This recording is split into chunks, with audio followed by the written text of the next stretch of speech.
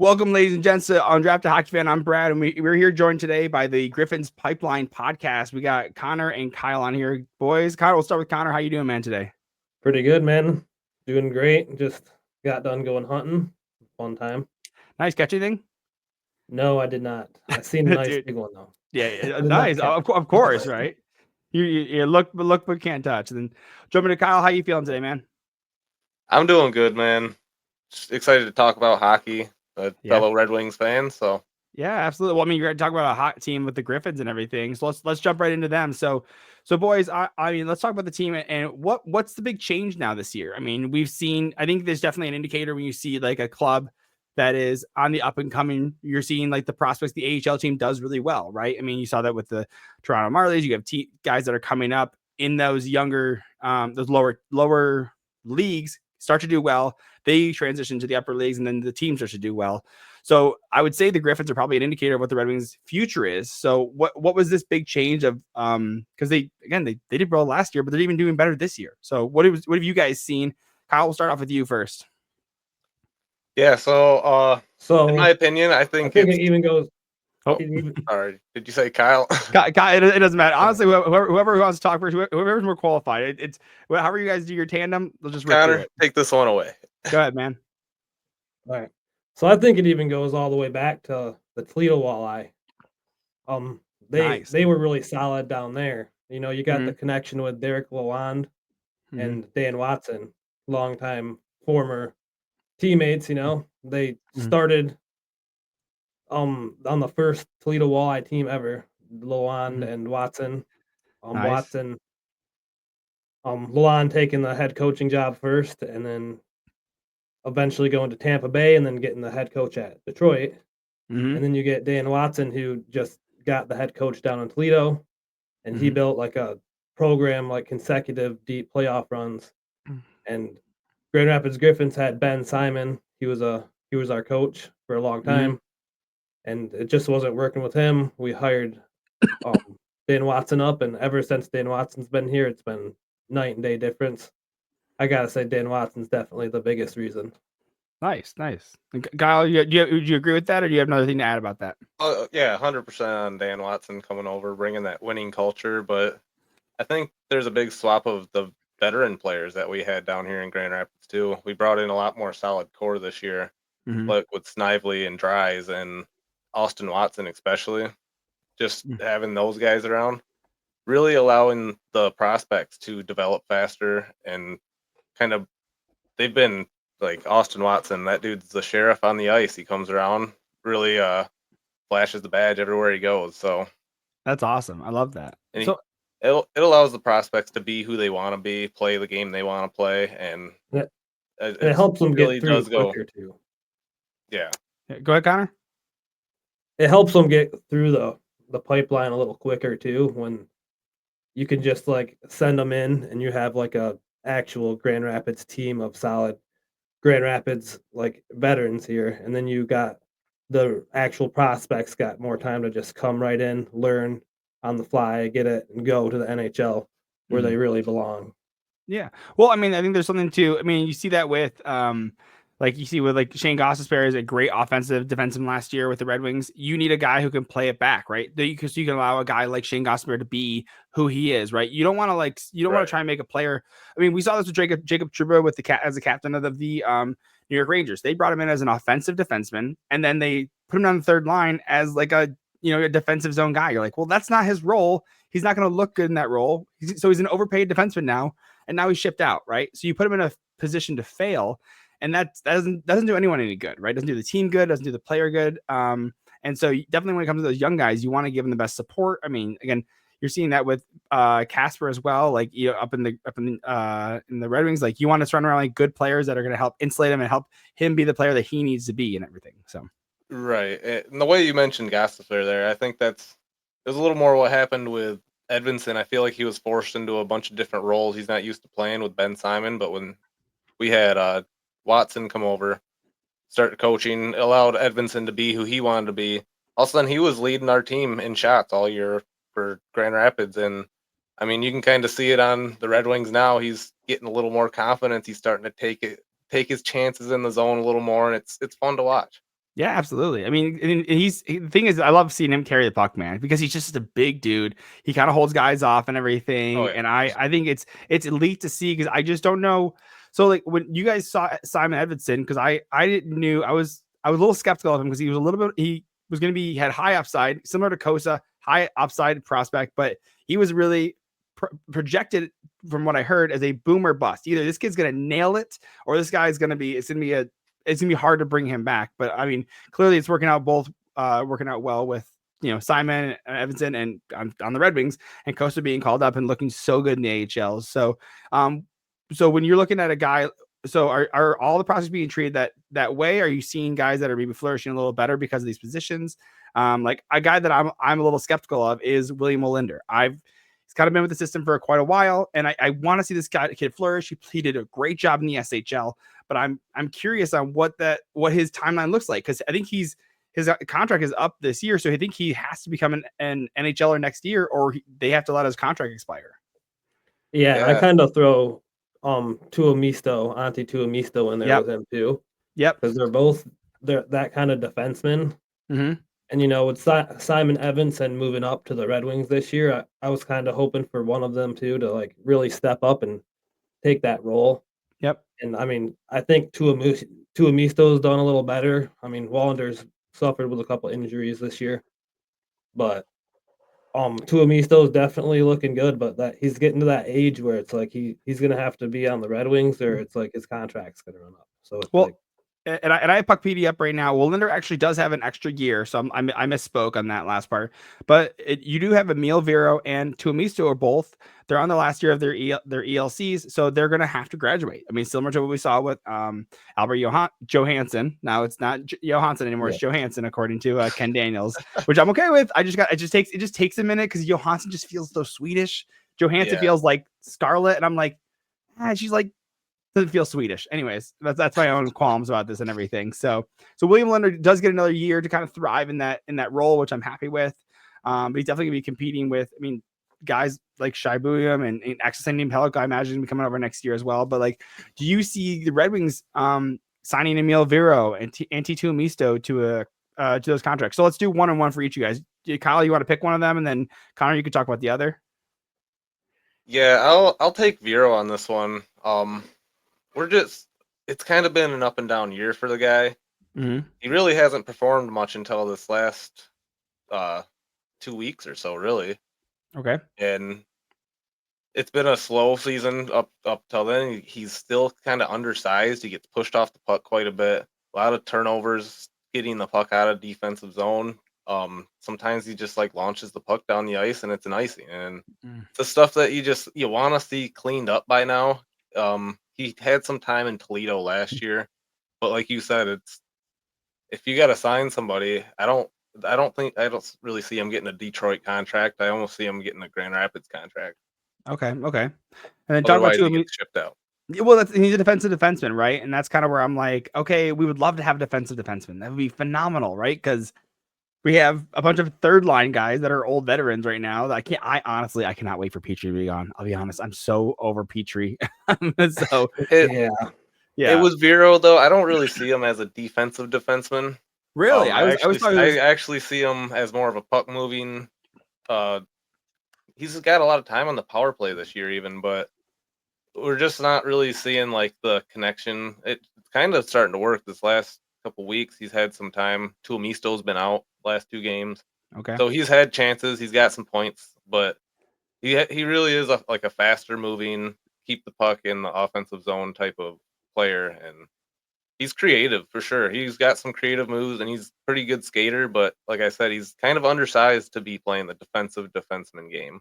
Okay. Oh, see, I thought he was I thought he was pigeoned as one, but that's good to know, because now we're looking at guys, and we'll move on to Tuomisto in just a second, but I'm curious. So you have a more offensive guy in Edmonton. You have an offensive guy in Vero. You have an offensive guy in Sandy Pellica. Like, I'm starting to say, like, you really only need 2 offensive guys, because only one guy plays on the power play on PP1, or one offensive plays in power play 1, one offensive plays power play 2. It's very rare that you get 2 guys on the power play.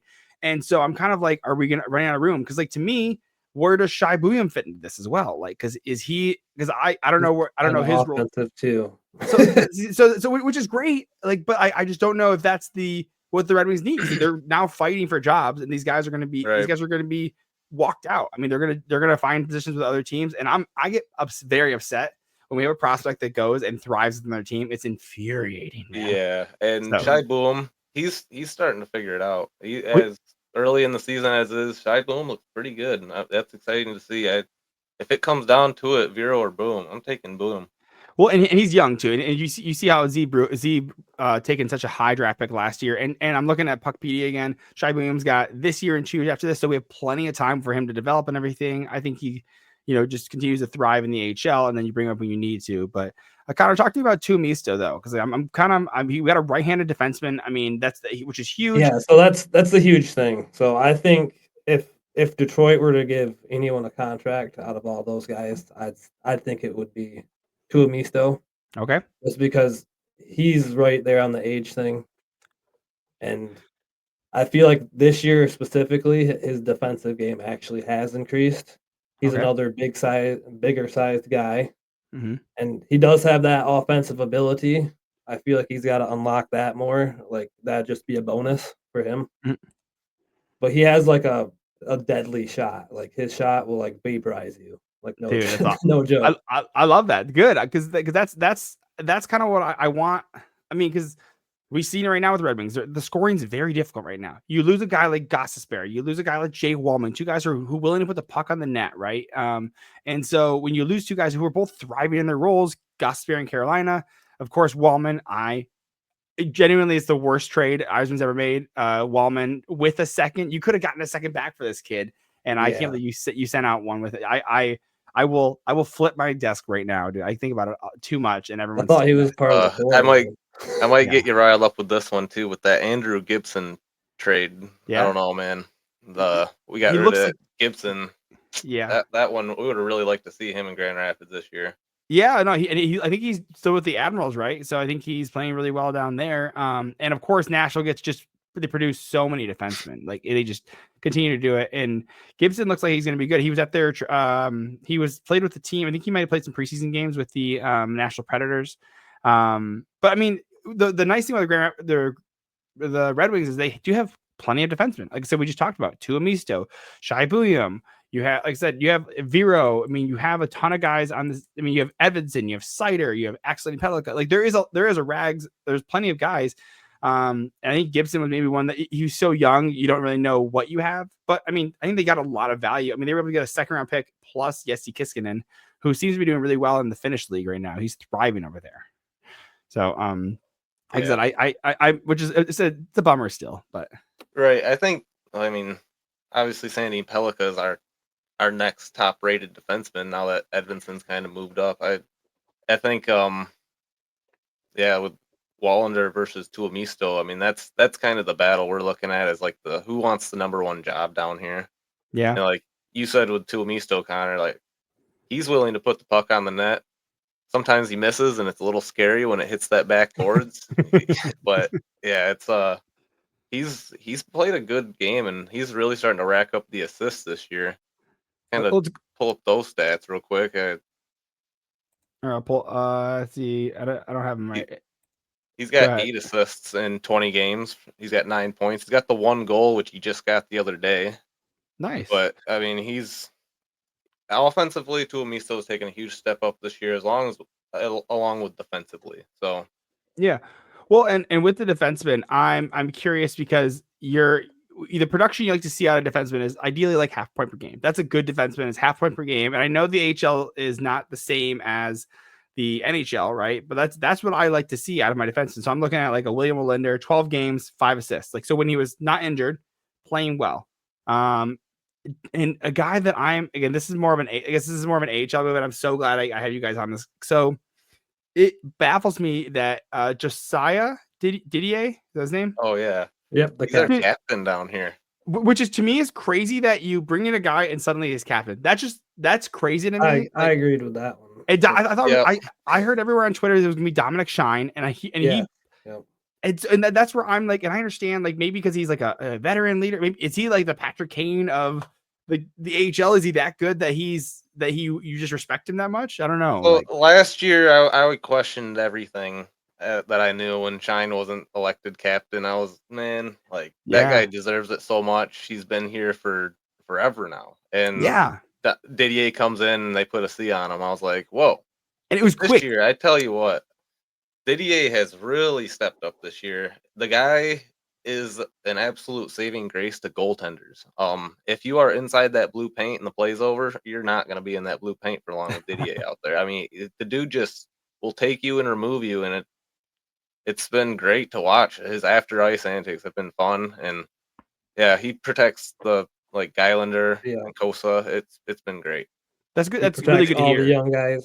Yep. Well, he protects all the young guys. Oh, sorry. No. Continue talking. I was going to ask another question. So go ahead. He protects the young guys. Yes, he protects all the young prospects, and he steps in all the time. And I mean, the man's a champion. He got won AHL Calder Cup with the Providence Bruins. He was their captain. Nice. Okay. So he does have a pedigree. He does have a track record at least, which is good to hear. So yeah, it took us a little bit to see it, but he's definitely. I kind of understand the decision now. It took me a long time to make peace with it, but I was all for Shine. Well, speaking of the captain, so this is the trivia that I teased with you guys before the show. So do you guys know who the first Grand Rapids Griffins captain was? It's okay if you don't know. It's such a niche amount of trivia. It's okay. It is Don McSween. Okay, I wouldn't have that right. You wouldn't have guessed it because he was drafted a very long time ago. He's 60 years old right now. And I just mentioned before I came here, right? I went to see Wicked, and I actually went to see Wicked with his daughter-in-law. So he lives out here in the Rochester Hills area. He lives out in in this area and everything. Played at Michigan State. His son also played for Michigan State as well. Wasn't a captain there. So it's crazy that Don McSween was I'm talking about the guys in the Griffins podcast, and I literally was at his son's house for Friendsgiving, dude. It's crazy. That is cool, man. Yeah, it's cool little trivia, and also right. Well, I mean, it's so cool to see, and then also I am a little upset though at Todd Bertuzzi. He is one of the ones that ended his NHL career and cut him on the wrists. Todd Bertuzzi, so that was the one bummer is that, but he had a very prolific career. He played, I think he played with the San Diego Gulls. He just jumped around a lot. I think he played up until 2001. So he played up into near his 40s. So, I mean, he very long career, and which is cool to see. So, yeah, because the Griffins start. I'm 28 years old now. The Griffins are also 28 years old. So it's crazy.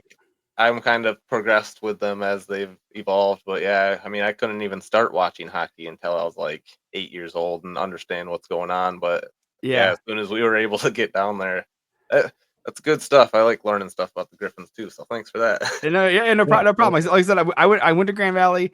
Like I said, we went to a ton of. It was back when it was $1 hot dog and beer nights. I mean, I know inflation catch up, but with being $2 now. But no, I remember those, and it was a great time. We had a great time in college doing it. Actually, my wife and I joke that so I took her to I was big hockey fan. I took her to the Griffins, and she goes, just let you know, this is not a date. I'm like, okay. I'm watching hockey. I brought a cute girl. I'm happy. I was trying to play it cool, right? I'm like, all right, I think you're cute. I took you to a hockey game. It's a cheap date, dude. $1 beers, $1 hot dogs, So and it's a good time. It is. It's a ton of fun. Actually, I'm trying to get out there. I'm trying to go see a Saginaw Spirit, a Flint Firebirds, and a Grand Rapids Griffins this year. So, and maybe a Windsor Spitfire if I can get across to Canada, because I'm that'd be fun. I'm 30 minutes from I'm 30 minutes north of Detroit right now. So gotcha. Yeah, but yeah, no. If I go to Grand Rapids Griffins games, I'll definitely hit you guys up and see if we can connect. Oh, definitely. So yeah, I know we'd like to make it down to one of the walleye games. They say those are electric down there. Dude, let me know. Let's try and coordinate. I mean, because Toledo's an hour away from me. Let's try and coordinate. So the next time you guys are looking to do a date, send me over when you guys are looking to go, and I'll see if I can fit into my schedule. So absolutely. All right, so talk to me a little bit. So we got a couple more guys. Let's move on to the forwards. I know we're hitting the 20-minute mark, and I do want to hit the Red Wings soon. But let's kind of hit the forwards a little bit because there's a couple guys that I'm really excited about. I'm a huge fan of Alex Doucette. Amadeus Lombardi. I've been a fan since they brought him in. I think he's like just such a cool prospect. He seems like Firebird. Yeah, I do. Fun Firebird, exactly. Yep. So something like some guys like this, I'm super excited about. Again, Elmer Soderblom. I'm like, he just got his first goal of the year, a game winner. I mean, if you're gonna do it right, and he did. And again, he had Red Wings experience, and he's been kind of stuck in the AHL, and so kind of whoever you guys want to start, and then we can also hit up on Carter Mazer, Danielson as well. I think Carter Mazer was out and injured though. So. I'll start with Elmer Soderblom real quick.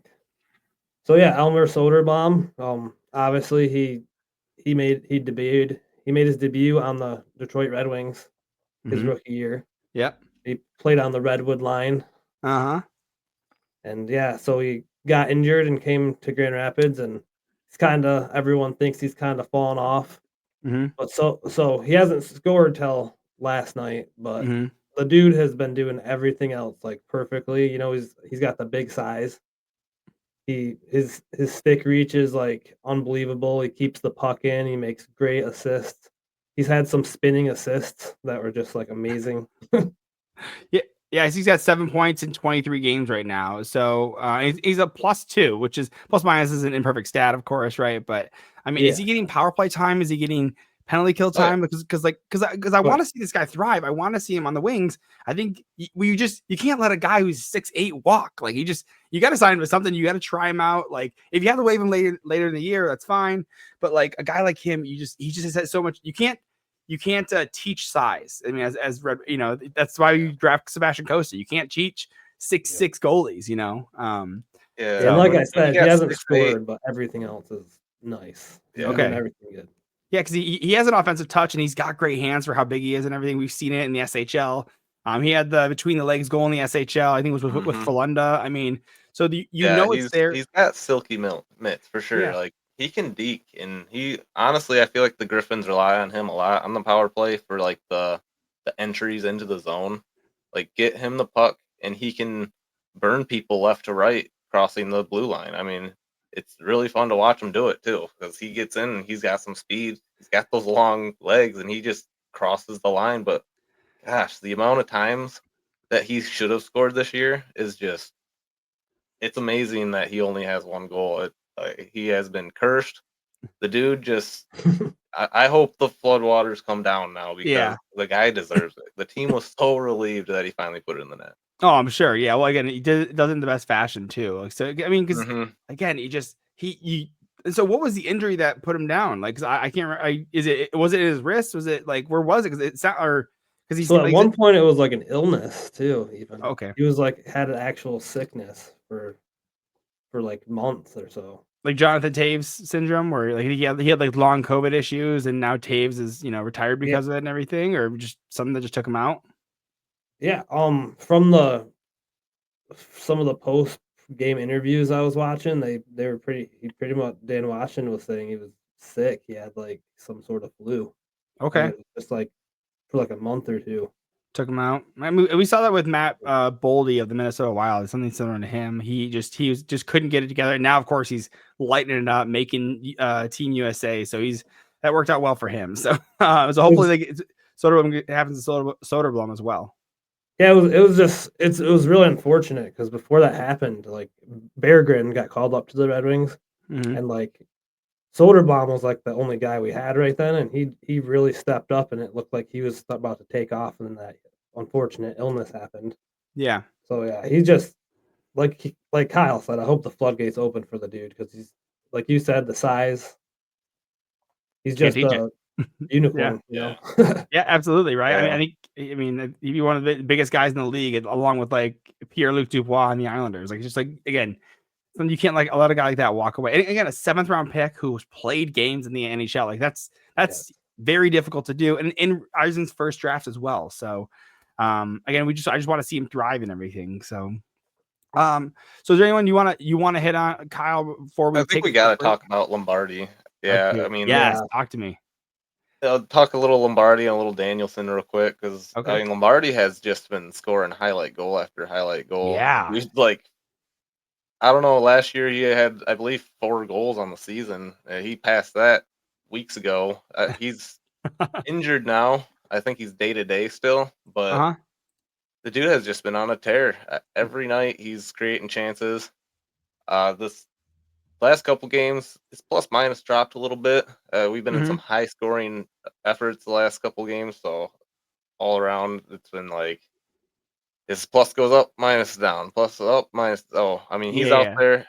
There's most likely a chance that we're putting the puck in the net, though, and that's been the funnest part of the year to watch, probably. So let me ask you this, because this is one I get frustrated with him, and I know he has a long leash and everything, so he's got plenty of time to grow. I think he's got. Let me see. He was signed not relatively recently. He's got this year, next year left on his contracts and everything. So I keep seeing him at 3C, and so you have Snively. Typically, is it Snively on 1C or is it Dries? I forget.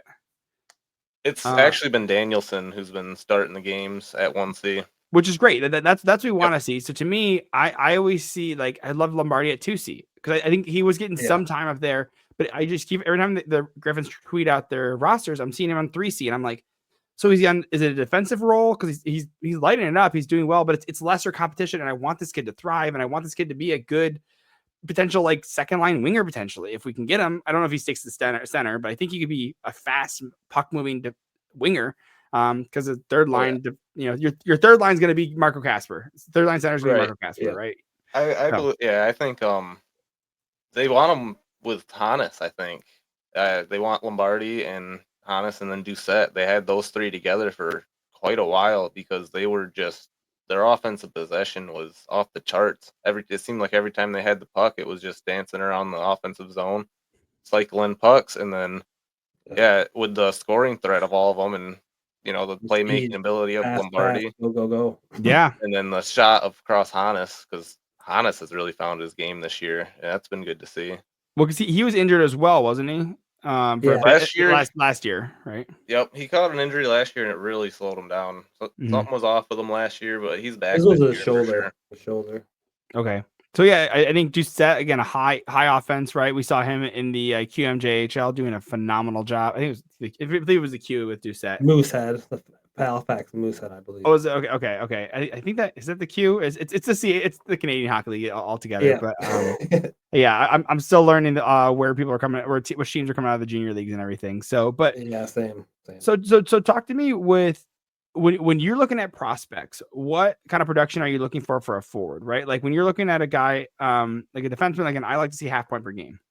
Some of these forwards that I like to see a little more production out of. I'm seeing 8 points out of Doucette, and I'm like, it doesn't feel like enough. I'm seeing Cross Hannes 9 points in 22 games. To me, I'd like to see more when you see a guy like Berggren does so well last year, putting up like a point per game. And is that an over expectation of all prospects? Should I be what do you guys look for in a forward prospect who would be considered thriving in the AHL? I'd say a point per game. Okay, so which we're not seeing out of pretty much any of the forwards at this point. Are you, and clearly the Griffins, we talked about this, Griffins are hot right now. Is that a concern to you guys that we're not seeing enough production on these guys? Because we're seeing a guy like Austin Watson putting up 16 points in 20 games, and he's not exactly offensive dynamo. So there's a stat that we actually have the fewest shots in the AHL too. Oh, okay. I did not know that. Okay. So is that a systems issue because of the way the defensive system that the Dan Watson and like Derek Cologne are trying to put? I think that's a lot of it. Okay. I think it's a defensive based system, and for the Griffins it's working out very well, and for the Red Wings it's not working out that much at all. Yeah. I don't know if it is like the coach himself that's actually motivating his players to play the game and the physicality of the Griffins. I don't really see that game being played by the Wings at all. With Austin Watson and Dominic Shine, these players that are really not scared to drop the gloves. I mean, you got Hunter Johannes down, you got a group of guys that will throw fists, like Carson Banel and Seager coming up from the walleye this week. They hit hard. They are some players. And I think with like Doucette, we got to like remember that Doucette was on the walleye last year still. Yeah. And was well more of a point per game player down there. But just when he moves up, the competition level has been very high in the AHL, and I think it's on a steady rise. So I think a point per game might not indicate complete success, but I think we're looking for a player to lock down defensively and play a solid game before they start getting points. Okay.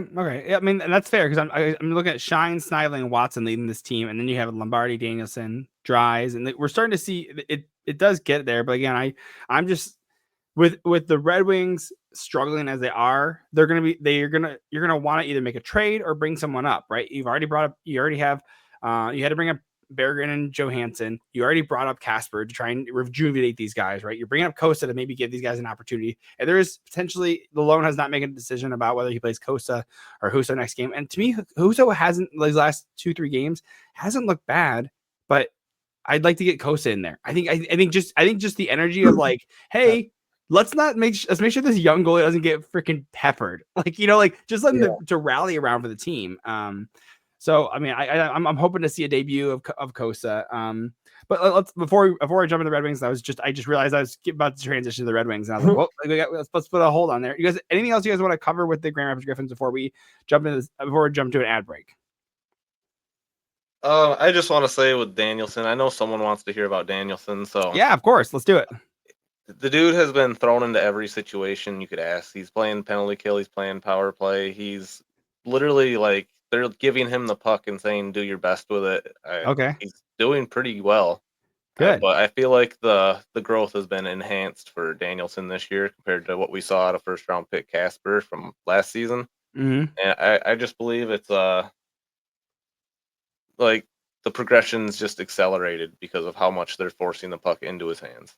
Well, and the upside supposedly is higher with Danielson. He was drafted as a little bit of an overager. He's already 20 years old and just signed his ALC last year. So or I think I don't remember when he signed it, but he signed it relatively recently. But we're looking at the Portland Winterhawks last year, 41 points in 28 games with the Brandon Wheat Kings, a bad WHL team, 26 points in 26 games. So that's the point per game. But mind you, he's playing against kids that are, they're pretty young. Again, he's an overager in this case.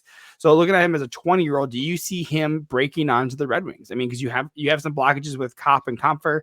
Do you think there's enough you've seen, or would you like to see him potentially do another year and really solidify himself as a number 1 seed, putting up a point per game? Because right now he's at, I believe it's 31 or 13 points in 22 games. So a little over half point per game. So do you guys need to see more out of him before he decides to graduate to the Red Wings? I want to see more from him for sure. Okay. I mean, I feel like usually there's about a year transition for most players. I mean, if your name's Connor McDavid or Connor Bedard or whatever, I mean, Macklin Senelbrini or, anyone with the name Connor is pretty cool, but yeah, for the most part. But Kyle Connor, hopefully the Red Wings can trade for him. Maybe that'd be nice. Hey, yeah, yeah, bring him home. He's actually from Shelby Township. He's actually from I think he was in the same high school as my wife, actually. That's dude, crazy. Yeah. So yeah, I mean, Danielson, absolutely. To me, I feel like he's being pigeonholed as like a Dylan Larkin 2.0. He's fast. He's a good two-way guy. Yeah. He's not going to put up 100 points, but I think he'll put up a solid 70 to 80 points a year as a second line center. And basically that's what the Red Wings, I mean, you're not going to it's hard to find elite UFAs, so you have to do it through the draft. And I just think Danielson is kind of that, like I said, that, I mean, Connor Bedard talked about him as some of the hardest competition in the AHL or in junior. That's what I was going to get to is like Connor Bedard said he was one of the best guys. Which is great to hear. Against. Yeah. And in all reality, he has been a point per game player in the last 9 games now. So he's got 9 points in the last 9 games. So he started slow and then it took him a figuring out phase, and he's hitting the ground running right now. So like I said, the Griffins want him with the puck, so they're forcing it into his hands. Good. And I may have misspoke, but this is his first full season as a pro too, right? Because last year he signed at the end. He played like a game or 2 or 3. It was not much, right? But overall, like he got a playoff game last year. Did he? Okay, cool. Yeah. Well, I mean, it's good to get again. It's just elevating the competition to these guys. He definitely didn't have anything else to learn in the WHL. So getting him up to speed and kind of like I said, starting to ramp up. I mean, we're seeing that with Lombardi, right? We saw some good moves, but he's starting to really turn it on again. Basically putting up 3 points every 4 games for Lombardi. Also, I love the 19 penalty minutes from Lombardi, just getting scrappy and everything. I think he's like 5'10", which is great. Actually, I don't think he's not even 5'10". I don't think. I mean, I got his Puckpedia. He's 5'10", because I actually ended up meeting my wife and I went to the draft 2023, I think, and they had Husso, Kosa, Lombardi, and Casper, and I walked up to Lombardi being like, thinking he was Casper because I didn't know their faces yet. And I was like, oh man, like I think it's so great you speak 3 languages. And he's like, oh, that's Casper. And I was like, are you? I'm like, he's like, oh, I'm Amadeus Lombardi. I'm like, and then I was able to be like, oh, dude, it's so cool. You had like over 100 points, and I was able to like rip off. And my wife was there, and she's like, dude, funny, you recovered so well. I was like, cool, because I did not feel like I recovered that Yeah. well. Hey man, I don't blame you one bit. They were number 92 and 93 last season, Excuse and me. they're both about the same height, and it was pretty hard to tell Yeah. the difference. I Yeah. think this year it's a little more obvious. I think Casper bulked up a little more, Yeah. but Yeah. they both did. In reality, they both bulked up quite a bit this year. Well, oh yeah, you got a visitor, Kyle. Kyle, you got a visitor behind you. But yeah, no, I think it was a very funny story. So we can jump into an ad break so that way you can have a conversation real quick. So we got about a minute and a half ad break for DraftKings. So we'll jump back and we'll hit up the Red Wings right after this. So stay tuned. The 24-25 NHL season still has that new car smell, and the action is heating up at DraftKings Sportsbook, an official sports betting partner of the NHL. It's super easy for first-timers to get started at DraftKings Sportsbook. Try betting on something simple like picking a team to win. And of course, if you're listening to this, you're probably a Red Wings fan. You can definitely bet the puck line, the total, the money line, how many goals are going to be scored over or under. Example is most of them are coming up is at like 6. So you can be like over 6 goals or under 6 goals. I mean, you can get all the action at Sportsbook. So download the DraftKings Sportsbook app now and use the code THPN. That's code THPN for new customers. Get $150 in bonus bets if your bet wins when you bet just $5. Only on DraftKings, the crown is yours. Gambling problem? Call 1-800-GAMBLER in New York. Call 877-8-HOPE-NY or text HOPE-NY. In Connecticut, help is available for problem gambling. Call 888-789-7777 or visit cpg.org. Please play responsibly on behalf of Boot Hill Casino and Resort. 21 plus, age and eligibility varies by jurisdiction. Void in Ontario. Bet must win to receive award. Bonus bet expires 168 hours after issuance. For additional terms and responsible gaming resources, see dkng.co/ice. All right, we're jumping back into it. Sorry, I meant to ask about this in the Griffins section. I just want to just cap off with this. How does Campbell look?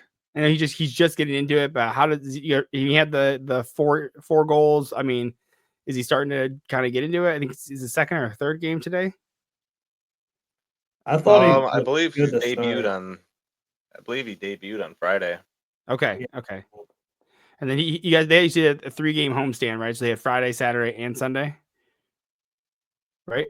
Yes. We got All against the Friday Chicago at one. home, and then Chicago plays twice at home. Okay. So did Guylander get into the game then too? Yep, Yes, he played today. Okay, awesome. Yesterday. Yeah. Excuse me.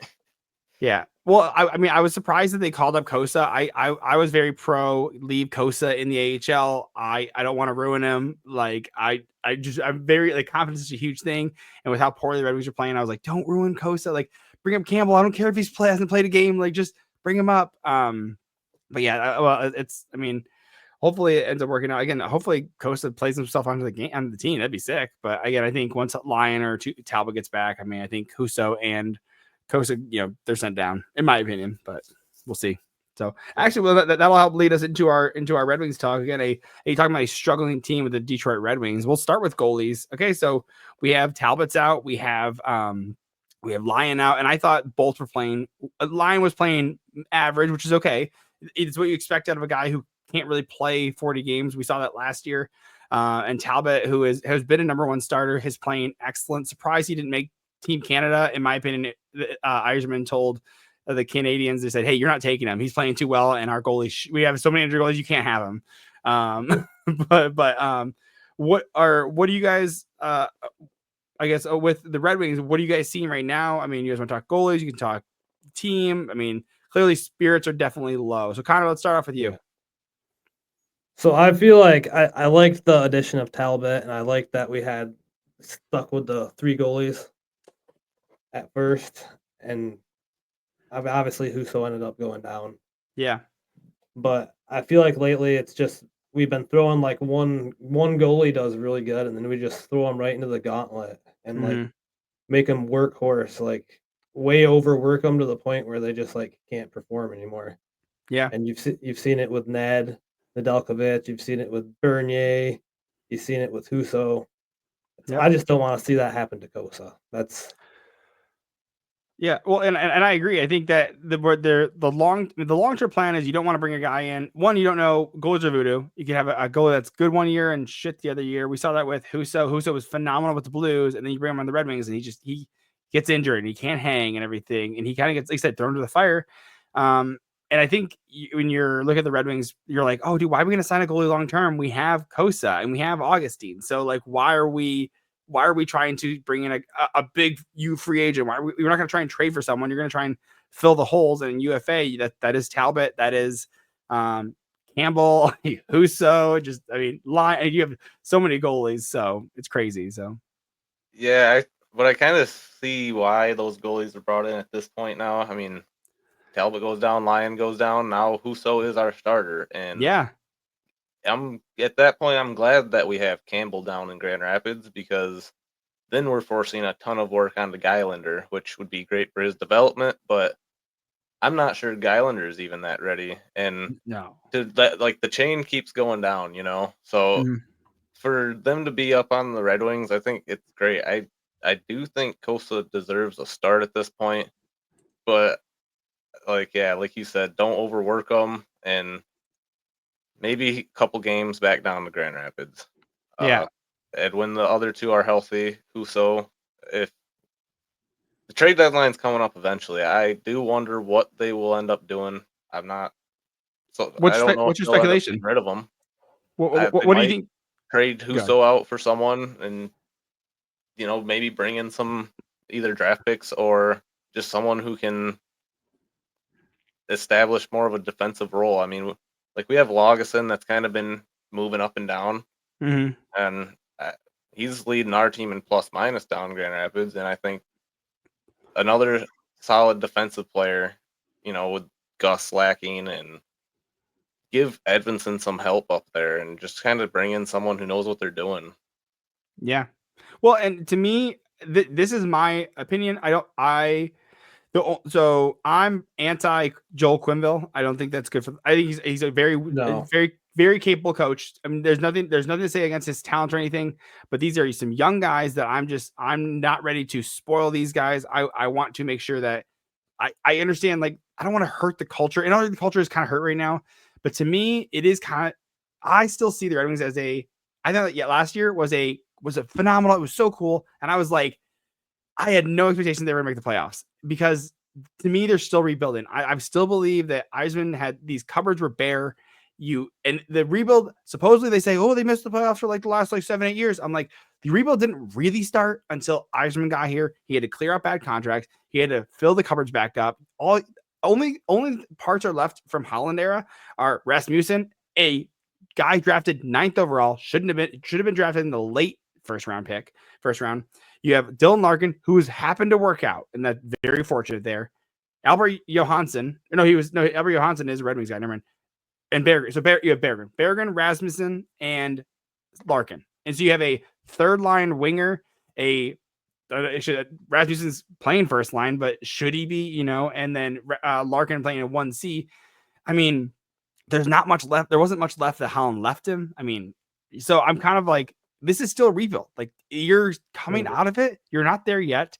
And only, mind you, I'm going on my rant now. Here we go. But Yzerman has 5 guys on this team that he's drafted. Johansson, rookie, first year actually in the NHL. His first, and there's a talk. Lalone said he has nerves, so of course he's nervous. It's the NHL, Then you have, of course, you hit on Casper, you hit on Evanson, you hit on Sider, you hit on Raymond, which are all phenomenal. And then that's really it. And you have Berggren that plays you can't build a playoff team with UFAs. You just can't. You really can't. No, it doesn't work that way. I think what I was basically trying to say, bring in some support. Yeah, but like it costs too much to actually bring it in at this point. and for someone who's actually going to help the team on the defensive side. Mm-hmm. And I think we had some options like Trouba, but the way that works out, you got people still in the picture. It's still a people problem. He's not going to leave his wife, and that whole situation. It's a whole nother struggle when you want to get someone over here to play for Detroit. Mm-hmm. And like you said, Yzerman's prospects are hitting hard, but none of the free agents are. And that's where the struggle is for real. Yeah. And you can't just fast track these prospects right through the pipeline either. No.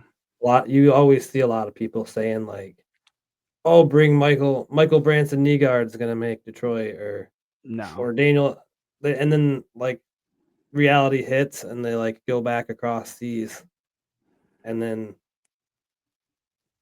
they like the next draft pick gets picked and they're like, "Oh yeah, that dude." But you got to realize, bring him up. But you got to realize like that they get drafted at 18 years old.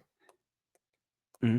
Like there's a lot of development. It's like a 3-year process almost. And well, and we saw a guy who, and to me, I think Rasmussen's was his development was screwed up because of the CHL NHL rule, where if you get a guy, you get a guy at the CHL, he either has to play in the CHL or play in the NHL. He can't play AHL. And to me, I think they brought up Rasmussen too soon. He didn't have much to learn in the CHL, but he could have learned in the AHL and brought it. But because of that agreement, I think it really screwed up his development and was detrimental to him. It might have been better just to let him over ripen in the CHL and then bring him the next year. But again, that's a Holland era issue. Of course, and again, guys that didn't leave. Zadina didn't hit.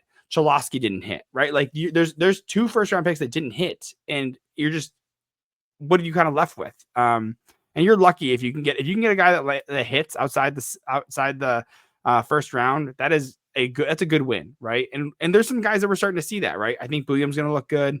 I think Wallinder, there's NHL capability there, I think. And again, they haven't come up yet. We haven't even seen the Yzerplan yet because it's not here yet. We talk about building through the draft, and it's just not. We haven't seen the draft picks come up that are like the actual development of these guys. Yeah, I mean, you gotta think like 18. Usually you want to go to college or whatever. You think a couple years in the NCAA usually, or from overseas or wherever they're from.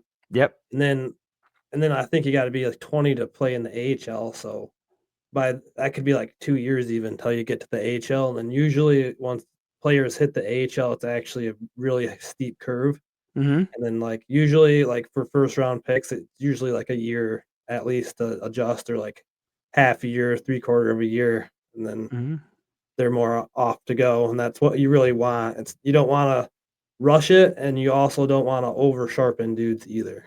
Mm-hmm. Then that's a whole other problem. Yeah, well, absolutely. And you don't want guys. And for some guys like in the KHL or the SHL, ice size is different, right? You saw Rivlovsky come over, and he's a great little pickup. It was great, but like he is not going to immediately hit because that's not how this works. You need guys that can develop, learn the game. The style is different. In the SHL, it's very skill based. AHL, these guys are fighting. These are 3rd and 4th liners and prospects fighting for NHL jobs. Look at a guy like Austin Watson, who's happened to be producing really well, but he is a tough guy, right? He's going to hit you. He's going to fight you. And these SHL guys are like, dude, like, I'm 19, dude. What are you doing? Like they're not ready for that intensity on a smaller ice where they don't have as much room that they can dangle guys. It just it puts them in a real pickle. And again, that's why development is huge for them, right? So I don't know. I mean, in my opinion, this year is you keep the loan. As unfortunate as it is, I think in my opinion, you phone it in because you're not gonna if you fire the loan, who do you bring as an interim? The only one that's on staff is Boucher. Yeah, I always screw his name up. Don't take Dan Watson from us, please. No. Well, no. Well, and I don't think the Red Wings would do that because this would be their first time NHL coach. It is Bob Boughner.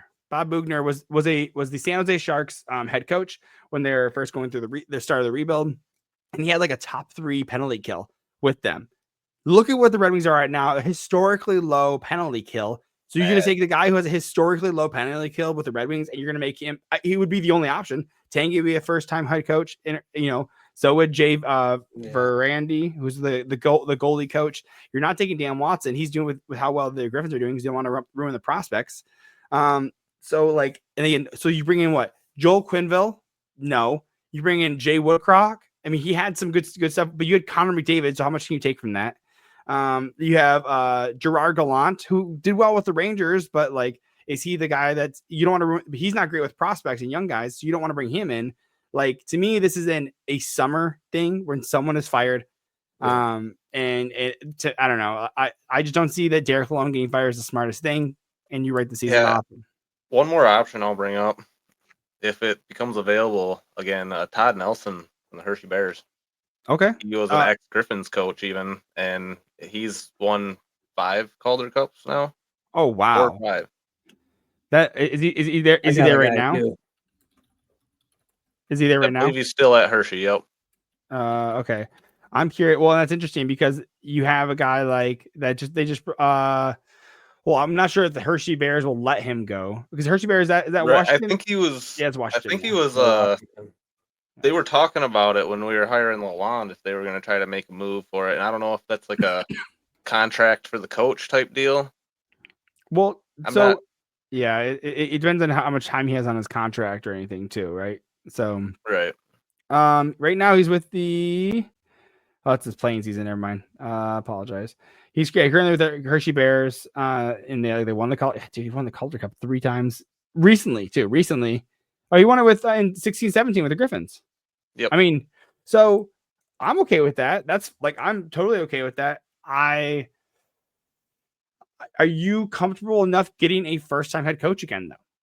Like, or do you go with someone who's established, right? That's because to me, like, you want to go with an established coach at this point. You've tried it twice. I don't think you could sell Chris Ilitch on, hey, but this guy, you know what I mean? Like, and to me, I think there is, and talking about development, which we talked a ton about, is it better for a coach's development to be an AHL head coach, then move to a NHL assistant, and then it's hard to make the jump from AHL head coach to NHL head coach. Yeah, it is. Yeah, for sure. The game moves at an entirely different speed, even behind the benches. Absolutely right, and you got to be able. You got to be quick. I mean, there's something to say about it. I mean, I definitely am not opposed to bringing him in. I think at the NHL level, I think everyone's gone. Maybe not the goaltending coach because like Talbot and Lyon are working out relatively well this year. Relatively. Husso, I don't know what happened with him. So, but unfortunate for him. Yeah. Really. So I don't know, and that's kind of where I'm like, it's a summer issue in my opinion. I think I don't think anyone's gonna pick up Husso because he's been waived and no one picked him up. And I don't think even half retained people want Husso, but I think Lyon, absolutely someone's gonna trade a 3rd or 2nd round pick for Lyon. He's a great backup. Talbot, I think, is part of Yzerman's long-term plan. So I think they want him for this year and then to be the veteran with Kosa next year. So I don't think Talbot is a trade. It would make sense if they did that. Yeah. Supposedly also mentioned about Trouba earlier.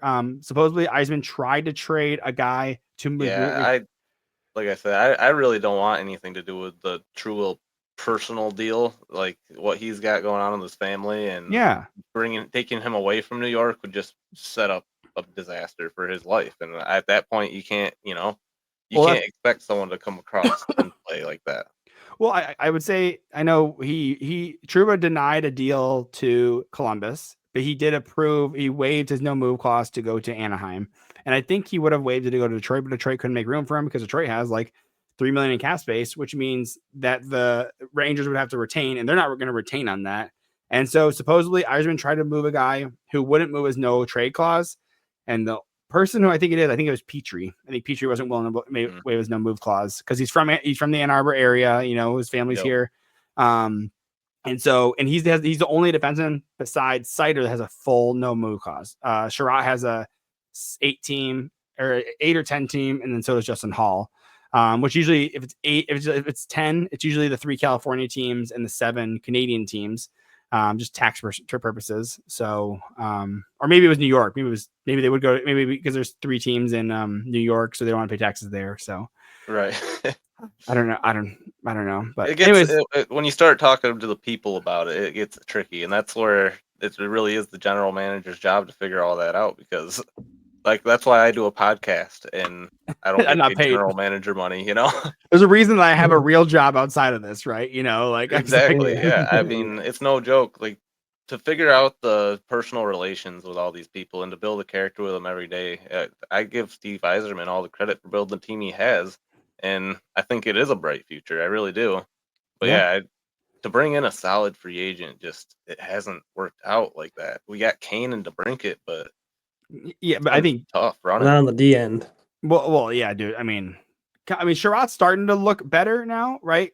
Petrie like had high upside. He did play both of them played well with the Canadians when they went to the Stanley Cup Finals in 2021. I'm pretty sure it was, or 2020, 21, that around that area.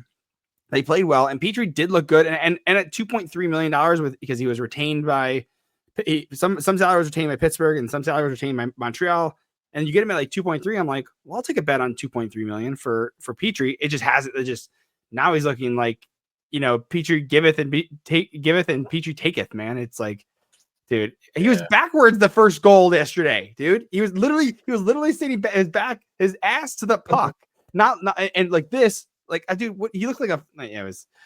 So yeah, pro scouting, I'm very upset with too. The Gustafson, I don't know. You got him this year and next year too, which is he was supposed to be Shane Gostisbehere insurance, like replacement. Yeah, they're like he's a more defensively sound Shane Gostisbehere. But yeah, dude, he ain't even close, man. Dude, so this is my thought process on what may happen. So you bring up, you have Vero and Tuomisto.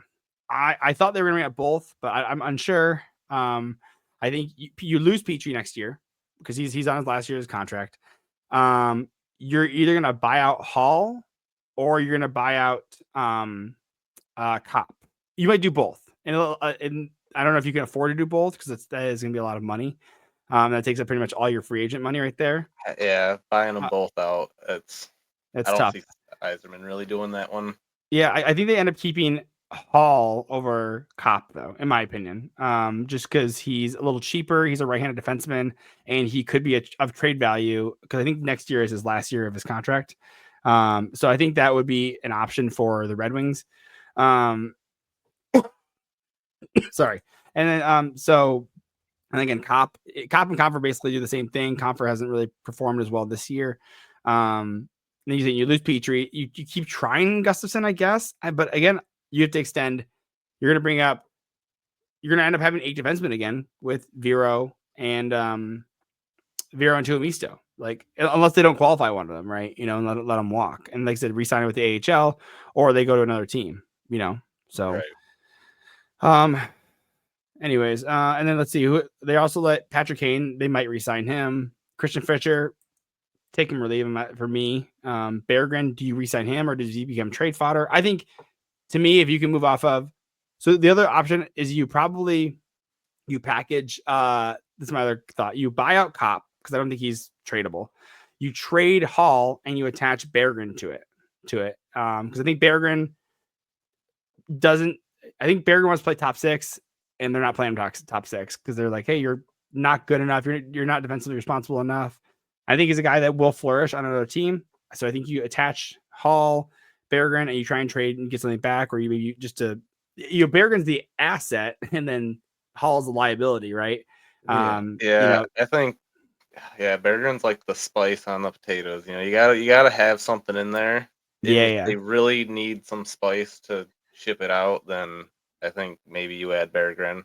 Otherwise, it's just getting the return for some of these guys is tough. Like, yeah, well, like one defenseman I thought they would look at is maybe Rasmus Anderson. I think that would be a great one. That's a very Yzerman deal. He's got this year and next year left. Maybe you attach a first-round pick, and then you say a first-round pick and Berggren. Here's Hall plus added like a second or third-round pick.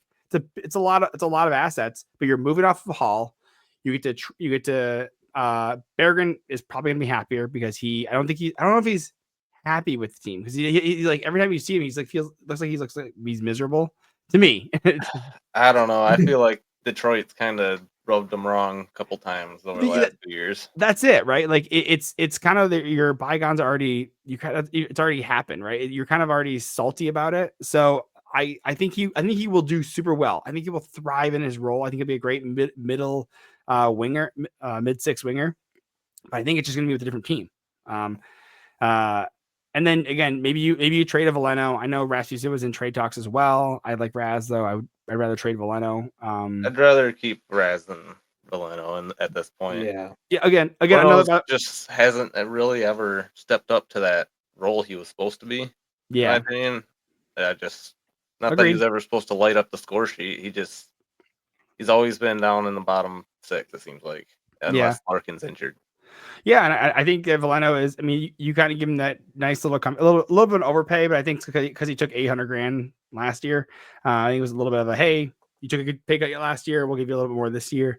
So I think they could absolutely. Again, maybe it's a Veleno, right? Maybe we move on from Veleno and Hall, right? Like something along those lines, because you have to make room for some of these young guys because that's what you want. You have to make room for Soderblom, so you got to move off of an offensive guy, right? Cross Hannes, his contract's up. Is he going to re-sign with the AHL or is he going to stick with the Red Wings? I don't know, man. Cross Hannes is an interesting one because he's really starting to pick it up. His rookie season for the Griffins was great, but had a huge sophomore slump there, got injured, and I mean, definitely seeing the potential in him now.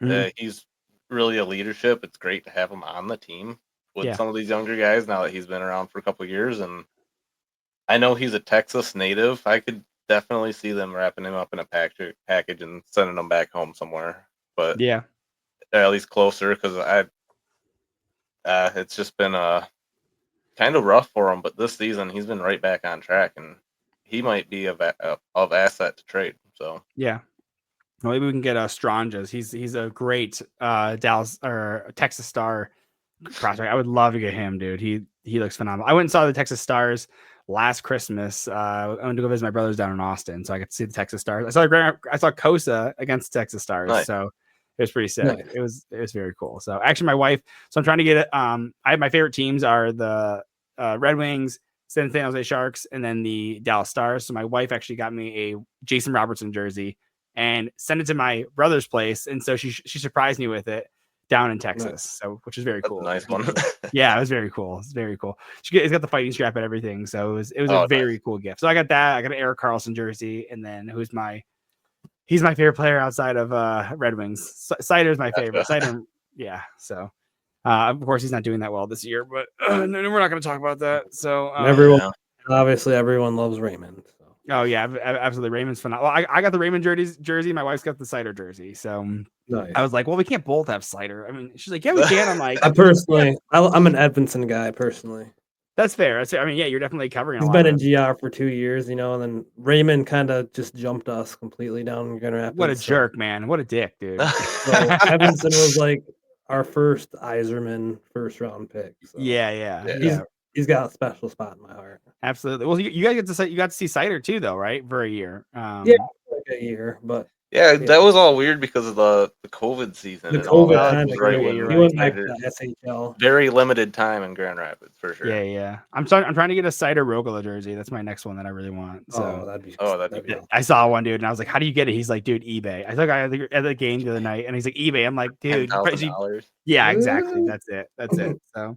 All right, well, let's jump into a quick break and then we can wrap up any Red Wings talk and then kind of jump into the AHL talk. I don't want to keep you. I would keep you guys 2 hours, but I don't know if we want people listening for the 2 hours. So maybe we'll be able to hit up more content too. So let's take a quick break. We'll talk about game time and then we'll jump into the next section of this video.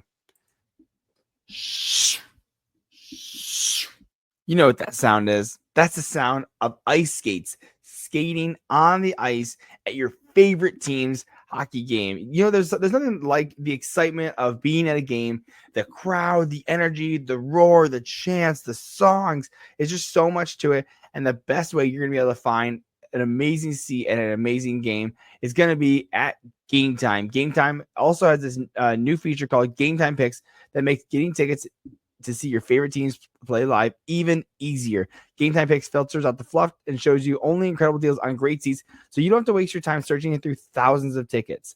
And my wife and I were actually end up going to a Detroit Red Wings game on December 2nd, I believe it is. That's one that we're looking at, and talk about a super deal. And you can actually find any concert tickets there. You can do comedy. There's so many different options there. They also have curated deals to make it easier to find the best deals on great seats. And also you can see the view of your seat before you buy. You have a lowest price guarantee, event cancellation protection, and job loss protection as well. One thing I really enjoy about it is the all-in pricing. Toggle this feature to show the total upfront with no surprise fees at checkout. So you can also get a panoramic, again, talking about your view, it's a panoramic view. You can see the sea, not just like we're looking at the stage. You get the full panoramic view. And they also have the lowest price guarantee, or Game Time will credit you 110% of the difference. And so take the guesswork out of buying tickets with Game Time Picks. Download the Game Time app, create an account, and use the code THPN for $20 off your first purchase. Terms apply. Again, create an account and redeem the code THPN for $20 off. Download Game Time today. What time is it? Game time. I love the end part. Game time. So, anyways, well, now we'll talk about in the third section. We're talking about a little about the AHL, and you guys wanted to mention as the AHL is a dev league. So, talk to you about this, because to me, when you kind of see the rankings of best teams, best leagues in the that are in the world, right? NHL is clear at the top, and to me, and let me get your opinions on this.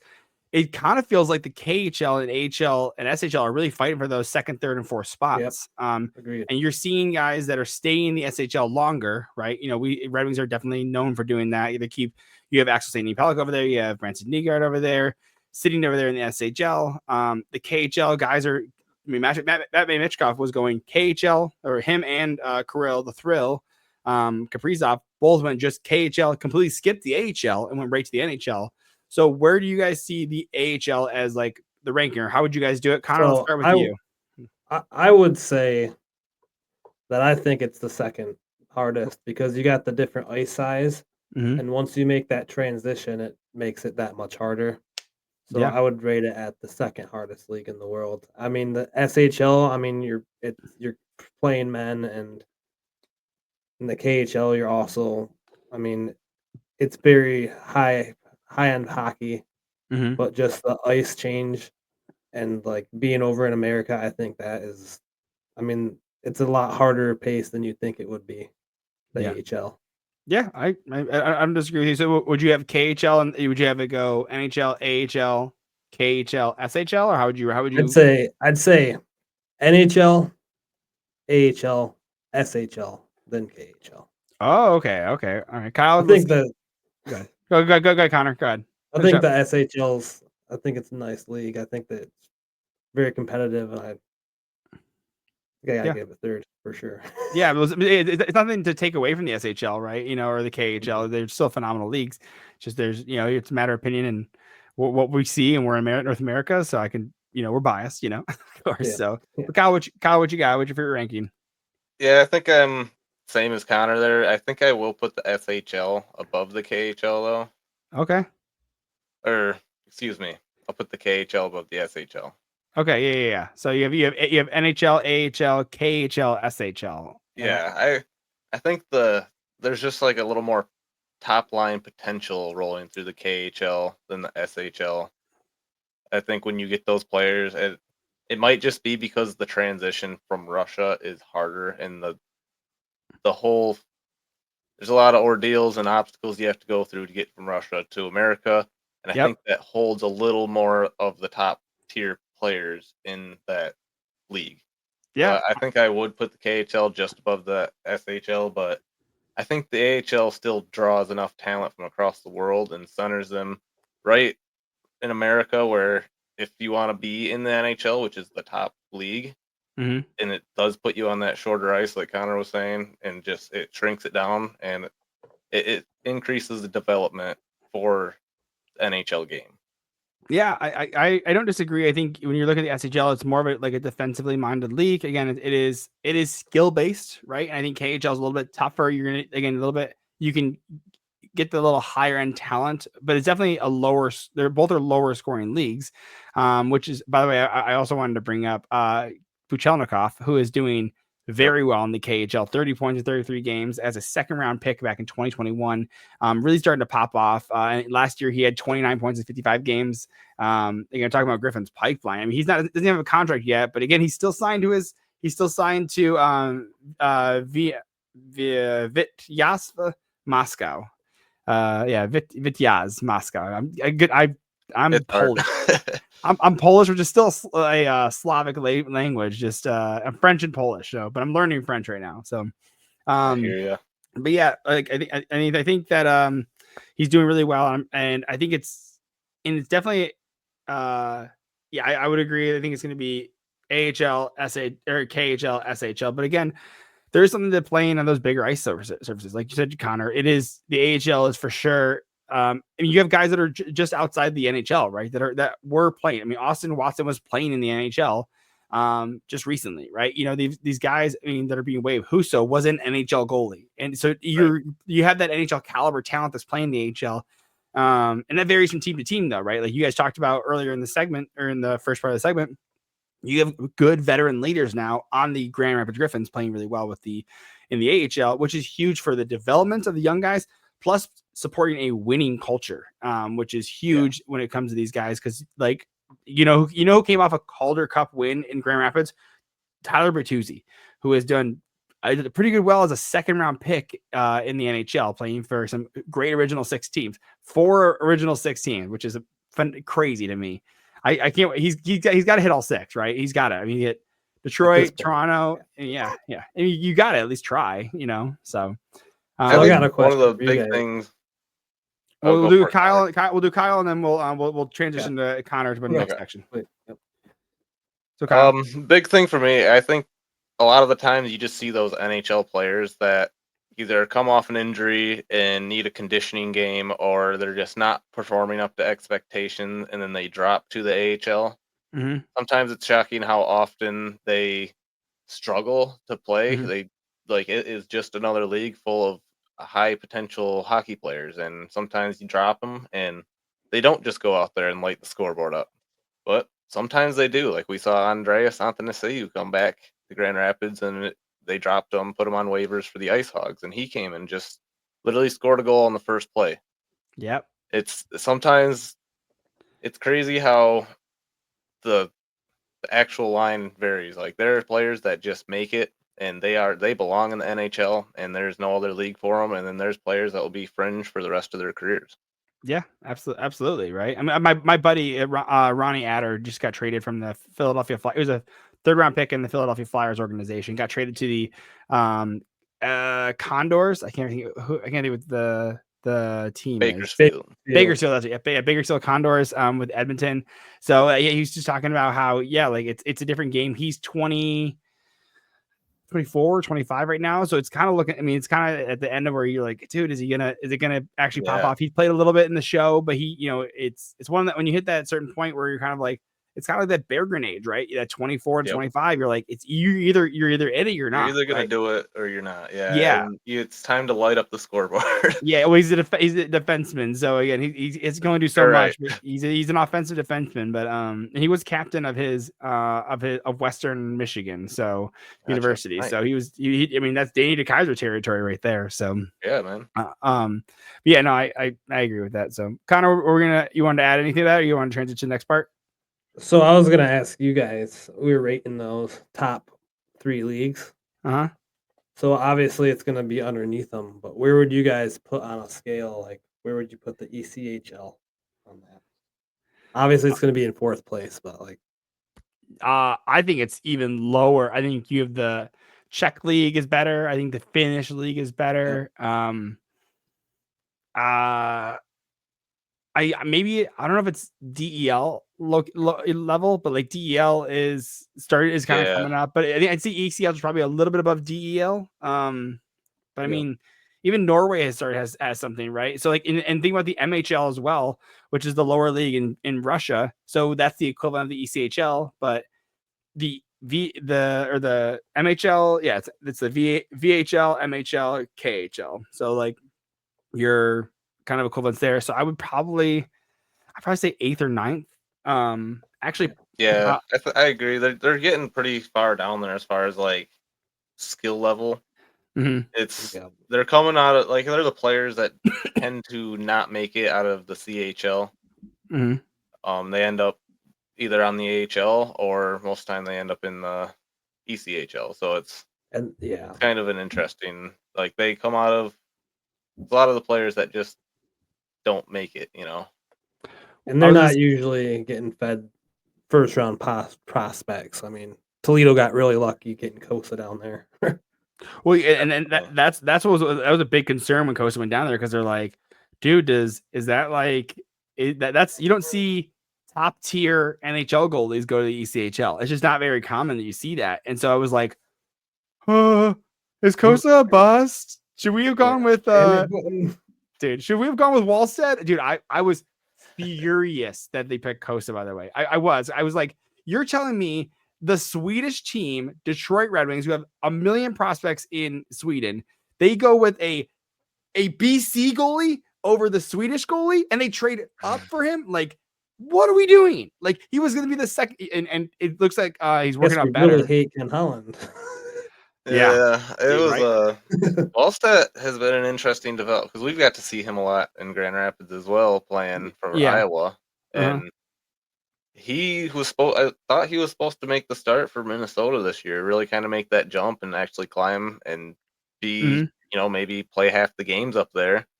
But it looks like he's back in Iowa, and Griffins have just lit him up every time he's been in net so far. 5-goal games, so it's been interesting with Wallstedt and even Askarov.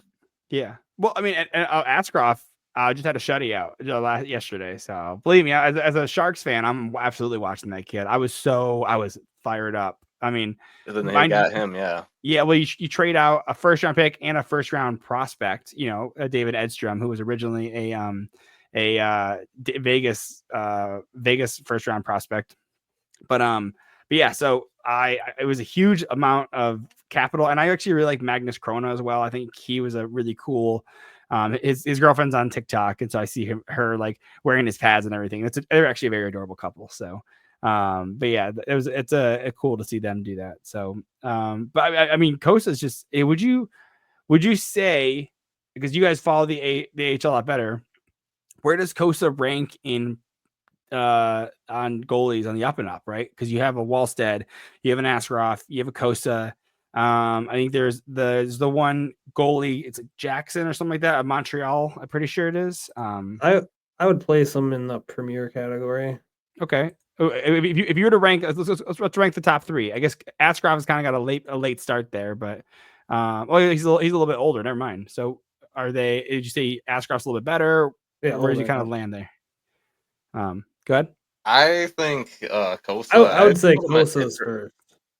Yeah, I'd say he's like top 3 first. If you're looking across the AHL as a whole, and you're looking across like that whole draft class as a whole, I think we made out in the best situation. Okay. Yeah, and I'm skeptical of that because Dallas used that to draft Wyatt Johnston, Logan Stankoven, and I'm like, what? Red Wings could use both of those guys right now, right? Stankoven really lit it up. Dude, yeah. Stankoven looks just as dirty, dude. Like he's like that Cole Caulfield, like undersized guy, and he's just lighting it up, dude. Lane Hudson was that way. Well, Lane Hudson was he fell really hard into the second round, but he's looking like a good defenseman too. So that's Montreal. I'm just focused on Montreal right now because I'm looking at Jacob Fowler, who's in the NCAA. He has a 1 point in 14 game, 1.71 goals against, and I was like, and a 9.36 save percentage, and I was like, Jesus Christ. So I think Calgary's goaltending situation has impressed me over the last couple of years. They got Wolf down. They had Wolf down in the Wranglers for a couple of years, and he's finally stepping up. And then they got Cooley down there now, and he's leading the league right underneath Askarov with a 0.94% save percentage. Nice, dude. I like Devin Cooley. I thought he cracked me up when he went to the Sharks to get traded from Buffalo to the Sharks for like a 7th or something like that. But cracked me up because he's like, nothing matters, everyone's gonna die. That quote cracked me up, dude. And he was funny, dude. So, and he's a Bay Area kid, so that worked out really well for him that he got to play some games. He got lit up in his first game though. It was like 5 or 6 goals though in the NHL. I was like, oh, poor kid, dude. That's what I'm worried about with Kosa is he goes out every time he's transitioned. It's been a tough task for him, but it's honestly, I'd love to see him just get a start and see how he does, and maybe just provide some hope for the Red Wings fans. I think give him a start, and then I say let him come back. I say we got to build a solid defense around him before we set him up there full time. Well, I agree. I think it's next year he's up here full time. But I'm looking at the up and coming schedule. You have the Sabres, Flyers, Maple Leafs. So depending on and then Flyers again. So you don't want to keep up here too long that he's not playing. That's not good for a goalie either. Yeah, that's not good. Right. But I would say Sabres or Flyers. That's good enough competition where it's tough enough, but it's not like you're not playing the Leafs and getting shelled by Austin Matthews, Alex Nylander, or William Nylander, and Mitch Marner. So we'll see. But yeah, go ahead. I was glad they didn't throw him in against the Avalanche. Honestly, there. Yeah, or Boston, dude, or Boston. Husso's ready to go. Obviously, he's a professional. He's been in the system. He's played games to Red Wings. He's just gonna click in a little bit easier. And I think Lalonde was a little hesitant to put that rookie in on that day. So. Well, he's not familiar with him either, right? You can't he can't trust him yet. He's worked with Husso before, and the thing is that Husso hasn't been bad. He's in UC against I think he played with the Canucks. I don't think he did yet. He played with the Bruins he played against the Bruins 3-2. I mean, he held them to 3-2 in overtime, right? That's good. And then Senators 2-1. Another 1 goal difference. 2-1 against the Avalanche. Like Husso has played well and he has earned these starts, but at some point you have to let the kid play a little bit. And I think Sabres is a good one. Flyers is also a good one. I think I might sit him tomorrow and then play him with the Flyers because I think Sabres offense is dynamic. I think we saw their glass cannon a couple 2 years ago. So where they're just ripping, you have Tage Thompson who can just turn it on.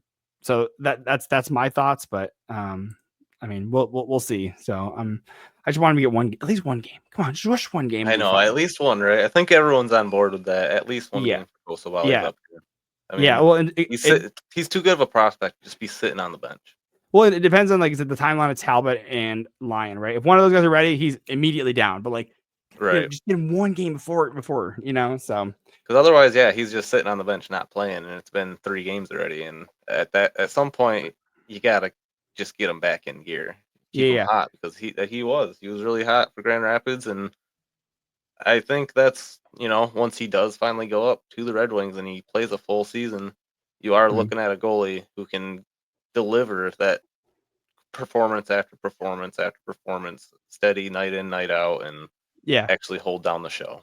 Yeah, and let's get Trey Augustine in the pipeline too. Get him down in GR so we can. Yeah, I think next year he's in the AHL, and you let him go for a year, 2 or 3 years. I feel like at the end of the playoffs this year for Michigan State, after they're out of playoffs or they win or whatever, I think that's when we'll see Augustine. Yeah, I can definitely see that. So, by the way, the reason I was looking at my phone earlier is Puck Empire on Instagram has a ranking of all 155 teams in that are professional leagues. The Pakistan Ice Hockey Championship is 155, just to let you know. So they have ice out in Pakistan. They rank ECHL as the 11th best team, and I don't think I disagree with that. The only one I would disagree with is it's called number 9 Win Today Ice Hockey League. I don't know. I think looks like it's out of Italy and the Swiss, but it goes NHL, KHL, SHL. The National League, so that's Swiss League. Then they have American Hockey League at 5th, which is crazy to me. Then La Liga, the Czech League, the DEL. So if you guys check it out, I'll check out Puck Empire. It's one of their pinned ones on Instagram. So we'll have to check that out for sure. Yeah, just give you an idea. I mean, and that way you can see that's what I look at as he covers a ton of NHL stuff, and I think he's from Greece or something like that. So he's really he keeps tabs on all the NHL stuff, and I'm like, you got to be dedicated to this crap, man. He's killing it. Dude, I have a hard enough time watching 10:30 games on the West Coast. Dude, this guy's in Greece doing it, dude. Yeah. Like he's watching in the morning, dude. Dang. There's so much hockey going on right now. It's great. I do. Hey, I'm not going to complain about too much hockey. So, but well, let's we got an hour and 24 minutes in this. Let's wrap up and everything, and let you guys got you have a Griffins game going on, so now you catch the end of the second and third period. So I'll let you guys go. So we got again Griffins pipeline. You guys anything else you want to promote? You got your tag, Connor. Let's start with you. Yeah, pretty much just follow us on Twitter and Facebook. We're Griffins Pipeline Podcast.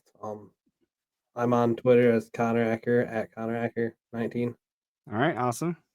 Kyle? Yeah, just go ahead and check out the Griffins Pipeline Reddit. Kind of got that set up and going. So. Oh, you got the Reddit, dude? I don't even have the Reddit set up yet, dude. I gotta figure that out, dude. So, oh, by the way, it looks like good. I'm just trying to get some people in there and to get some interaction going around. I noticed the actual Griffins page isn't that lively, so trying to get it going.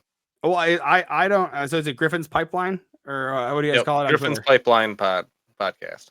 Okay, I'm typing. I'll have to do it while I'm not on camera because I'm embarrassing myself now. But yeah, definitely go check them out, guys. Like I said, I'm not on Reddit often enough to be able to start my own page yet. So and because I cover every team, I'm kind of all over the place. So I'm just trying to keep up with Twitter and BlueSky right now. So if you want to go check out Undrafted Hockey Fan on Twitter, you can check it out on BlueSky. I'm on YouTube as well. So I'll be posting this with these very attractive young gentlemen over here covering the Griffins podcast of brothers and everything. So definitely go check them out. And you guys, appreciate you guys coming out. Let's do it again. And actually one more thing before we get off. Go ahead, man.